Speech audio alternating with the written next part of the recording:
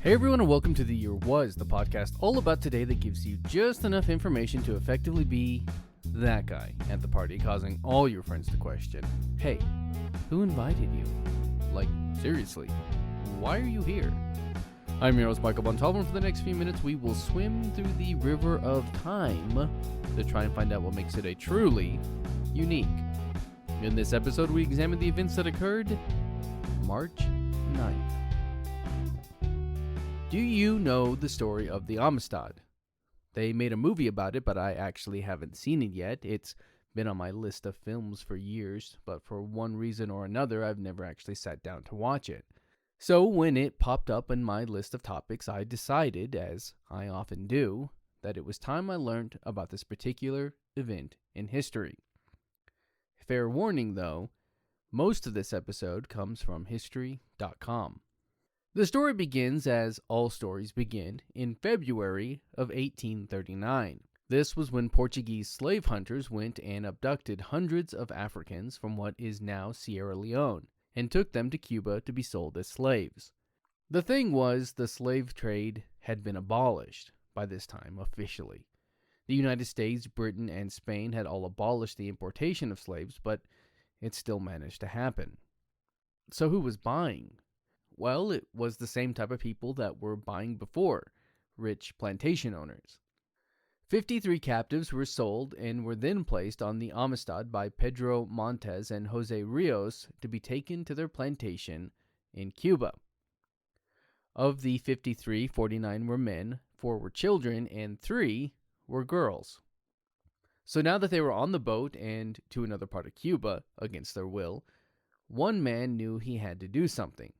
And so with that, Singbei Pei started working on his shackles, and after a little bit of work, 3 days into their voyage, Singbei unshackled himself and began to free his fellow captives. Once free, they killed the captain and the cook, and then took control of the ship. It was then that they turned their attention to Ruiz and Montes and demanded that they change course and head towards Africa. And at first they did, until the night came. And they changed course once again in order to head north towards the Caribbean and eventually the east coast of the United States. By this point in our story, some time had passed, and it was now August 24th, 1839. The Amistad was off the coast of Long Island when it was finally captured by the U.S. brig Washington. Once the ship was taken in, Ruiz and Montes were set free, and the African captives were arrested and imprisoned for murder and piracy. Surprisingly, the criminal charges were dropped fairly quickly. What kept them in prison, however, was their legal status and the property claims of the officers on board the Washington, the Spanish government, and Ruiz and Montes. Then President Martin Van Buren wanted to send them back to Cuba, but not everyone in the country felt the same way, particularly in the north. And so a few of them got together and raised money in order to pay for the best defense that they could buy. The arguments made at the trial were who were the rightful owners of the captives of the Amistad. It was a different time. The Washington's commander was Lieutenant Thomas Gedney, who sought salvage rights as compensation under maritime law. They sued because they felt that they were owed a portion of the ship's cargo. Ruiz and Montes sued because they stated the Africans were their private property and not part of the salvage sale of the ship. The Spanish government said that since the Amistad was rescued by a U.S.-owned ship, they were obligated under international treaty to return the ship and its cargo to Spain and its Spanish owners. The African men also argued that since they were free men in Africa, had been kidnapped, and taken to a place where the importation of slaves was illegal, they should be released and set free. In January 1840, it was ruled that the men were not slaves and that they should be set free after being illegally captured and sent home to Africa. And that's when the appeal started. An attorney for the U.S. government appealed to the Supreme Court, and the case was taken before them. It was then that former President John Quincy Adams was brought in to defend the men, as he was a strong voice of anti-slavery.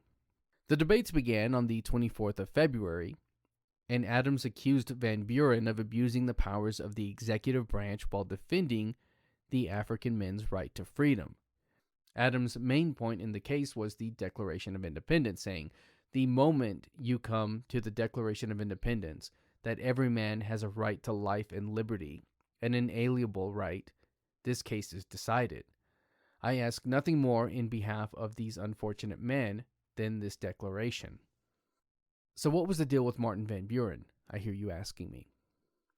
Well, if he sent the men back to Spain, he was interfering with the judicial process and the separation of powers. But if he let the judicial process take place, then the courts might free the men, which would anger the pro-slavery South and lose him votes he needed for an upcoming election.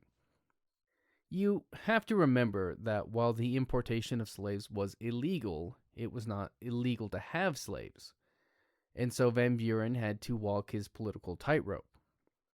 Ultimately, and fortunately, he let the trial happen and the men were found to be free in the first trial, with Adams arguing in the second.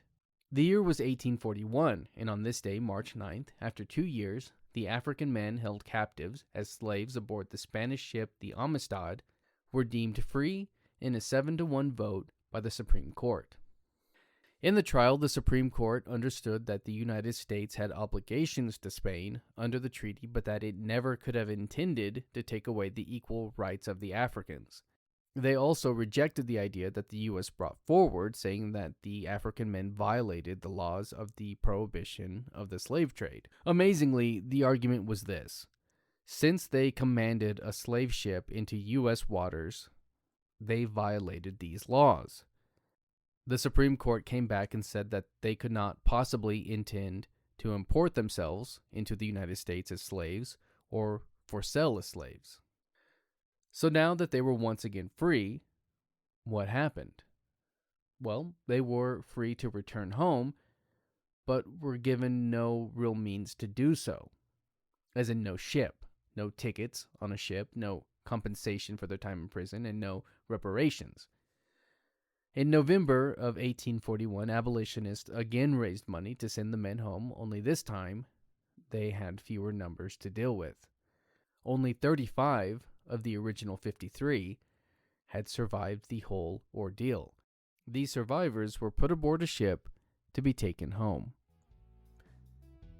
That's going to do it for us today. If you like this podcast and want to hear more, give us a rate and a review. That helps me out and helps steer this in a direction that is hopefully good for all. If you're watching this on YouTube, you can find the Year Was audio version on your podcast app of choice. You can find me on social media and at YouTube at the Apple Cider Club. And as always, I want to thank the Tim Kreitz Band for our musical theme. And thank you for listening. We'll see you next time.